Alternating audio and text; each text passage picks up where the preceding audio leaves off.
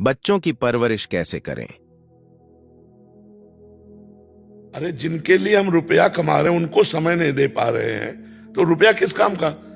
हम कह रहे हैं थोड़ा धन कम आवे लेकिन अपने बच्चों को प्यार दुलार करके अगर उनको हम सही रास्ता दिखा सके, समय निकालो। ये आपकी विषय नहीं है, ये बहुत बड़े स्तर से है। अरे उसे माँ का प्यार चाहिए, नौकरानी की सेवा नहीं चाहिए। वात्सल्य आपके अंदर है, आप रुपए कमाने में समय दे रहे हैं। तो हमें लगता है कि ये हम नहीं कहते कि घर बैठ जाओ, लेकिन ऐसा समय का क्रम रखो कि थोड़ी देर पिता का प्यार तो थोड़ी देर माता का प्यार बच्चों को मिलना चाहिए। अगर प्यार नहीं दोगे तो कल फिर वो जो अपने स्वरूप में आएंगे तब आपको प्यार नहीं देंगे। वो जैसे जैसे सयाने होंगे वैसे वैसे आपके प्रति उनका वात्सल्य भाव ना मिलने के कारण वो भाव नहीं रहेगा। फिर आप वृद्धावस्था में आप चाहोगे कि आपको प्यार मिले तो नहीं मिलेगा। मुझे लगता है अर्थ ही सब कुछ नहीं है, प्यार भी एक अपनी सामर्थ्य रखता है। मान लो आपने माता पिता को अनाथालय में भेज दिया और हर महीने पैसे देते रहो तो क्या वो माता पिता की सेवा हो जाएगी? उनको अपने बच्चे से कम मीठी चाय भी अच्छी लगेगी। अपना बच्चा जब प्यार करेगा तो वो सुख उनको पुष्ट करेगा, ना कि पैसा या अच्छा भोजन नहीं। ऐसे ही बच्चे को माँ की गोदी के द्वारा पोषण होता है।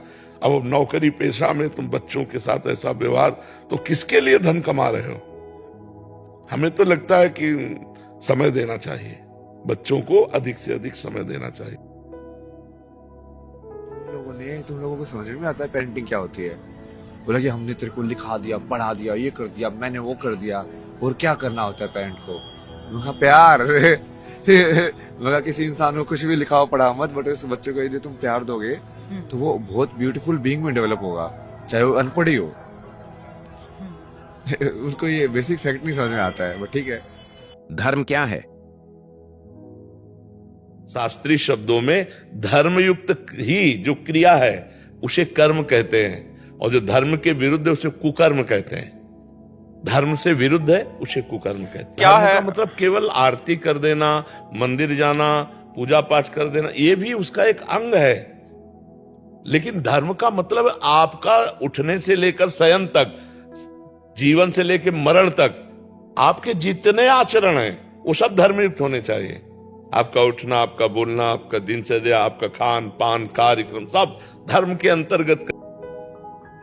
धर्म किसको बोलते हैं ना, जैसे पत्थर का, जैसे एक पूरी कहानी सुनी होगी ना, जैसे बिच्छू वाला, एक साधु और बिच्छू वाली, कि उसको काटता है, वो बोलता है कि तो पागल है क्या, वो काट रहा है तो बार बार उससे पानी से क्यों निकाल रहा है? बोला कि उसका धर्म है काटना, मेरा धर्म है बचाना। समझे? तो धर्म का आप व्याख्या कर जब ऐसे समझोगे, जैसे पेड़ जो है वो कार्बन डाइऑक्साइड लेके जैसे ऑक्सीजन दे रहा है, तो कहीं ना कहीं वो उसका धर्म है कि वो ऐसा ही जीवन जिएगा। पक्षी का अपना धर्म है, पक्षी होने का धर्म। सूर्य का अपना सूर्य होने का धर्म है। जैसे रामायण में जब राम वो समुद्र से पूछते हैं तो समुद्र जब प्रकट होते हैं पहले क्या जवाब देते हैं? वही जवाब देते हैं ना, यार मैं तो समुद्र हूँ, मेरा तो धर्म ही है कि मैं बीच में ऐसे लटक के बैठा रहूँ, सेपरेशन क्रिएट करूँ, नहीं तो मुझे समुद्र कौन बोलेगा, तालाब बोलेंगे। बिल्कुल है ना, उसकी आइडेंटिटी उस धर्म को निभाने में है। भगवान का आकार है या वो निराकार है? ज्ञान का मार्ग दो पद्धति लेके चलता है, अन्वय और व्यतिरेक। है और ये नहीं है। तो जो नानात्व देख रहे हो ये नहीं है। ब्रह्म सत्यम जगन मिथ्या, पर इसी में है वो। वही सूत्रकर्ता कह रहे हैं, सर्वम खलमिदम ब्रह्म ने नानास्त किंचन। समझो, प्रारंभ कहां से हुआ? ब्रह्म सत्यम जगन मिथ्या, ये नानात्व मिथ्या है। पूर्णता कहां हुई? यही नानात्व जिसे तुम मिथ्या करके आगे बढ़े थे, यही ब्रह्म। सर्वम खलमिदम ब्रह्म ने नानास्त किंचन, किंचन मात्र ब्रह्म से अलग। वो निराकार भी है, वो साकार भी है, वो नजदीक भी है, वो बहुत दूर भी है, वो सूक्ष्म भी है, वो महतो महियान भी है ना? तो फिर कैसे? बहिरंतश्च भूतानाम अचरम चरमे उच सूक्ष्मात्यद विज्ञेयम। आप उसको ऐसे कैसे कह सकते कि एक ही वो है? कोई कहे वो प्रभु साकार ही है, और आप कहो प्रभु निराकार ही है, और दोनों थप्पड़ चलाओ, तो दोनों प्रभु को जान गए क्या? नहीं जाने। दोनों पक्ष देखो। बर्फ जो है ये साकार रूप मानो, पर है क्या? ये जल ही तो है, और जल उसका निराकार रूप मानो।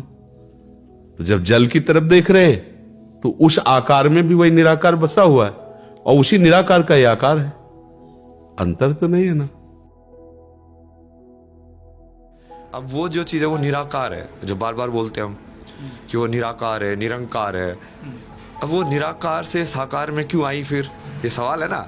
मैं तो लोगों को ये होता ना, तो सवाल करो ना, देखो कितने बड़े बढ़िया सवाल है ये, कि वो निराकार जब भगवान बोलते हैं एक ही है, तो वो फिर ये हमारे अंदर कैसे आया? वो जैसे बोलते हैं ना, हमारे तो सबके अंदर भगवान का अंश है, तो वो क्या चीज़ को अंश बोला गया है? तो जब आप उसको समझोगे कि सृष्टि बनी कैसे है, कि जो बिग बैंग बिहार से बिग बैंग दिख रहा है, वो तो एक्चुअली सिर्फ फिजिकली बोल रहे हो कि फिजिकल मैटर कैसे डिवाइड हुआ, वो चेतना की तो बात ही नहीं करते हैं। तो कहीं ना कहीं जो वेस्टर्न में जो डिस्कनेक्ट है वो यहीं पे है, कि वो एक सब्जेक्टिव एक्सपीरियंस जो आपका हो रहा है जिंदा होने का, उसकी कभी बात नहीं करते हैं। आप जिंदा हो, जैसे परसों ही मैंने पूछा ना लोगों से, तुम जिंदा हो, इसका क्या प्रूफ है? देखो चैट में पूछा मैंने, बताओ मुझे प्रूफ बताओ, तुम जिंदा हो, इसका क्या प्रूफ है? और मैं भी अभी ये इंस्टाग्राम पे लाइव कर रहा हूँ, मैं जिंदा हूँ, तुम्हारे पास इसका क्या प्रूफ है? कोई प्रूफ है? तुम्हारे पास तो सिर्फ डेटा जा रहा है ना। जैसे आप अभी जिंदा हो या एआई रोबोट हो, मेरे को क्या पता, लेकिन मुझे मेरा तो पता है कि मैं जिंदा हूँ। कैसे पता? वो जो पता होना है वो किसी साक्ष्य के हिसाब से पता नहीं होता है, उसको ना किसी का प्रूफ चाहिए, वो अपने आप में ही प्रूव्ड है। समझ रहे हो? जो हर चीज का साक्षी होगा, उस चीज का कोई साक्षी नहीं हो सकता ना। जो हर चीज को विटनेस कर रहा है, अब उसको विटनेस करके गवाही उसकी थोड़ी देख सकता है कोई। तो उस चीज को समझना और वो शिव को समझना, और ये यहीं पे मेन इम्बैलेंस क्रिएट हो रहा है कि लोग आध्यात्मिकता को बाहर बाहर से थोड़ा देख रहे हैं, फिजिकल मटेरियली, बट जब तक तुम अंदर लेके नहीं आओगे तब तक तुम रियल में कनेक्ट नहीं हो पाओगे उससे।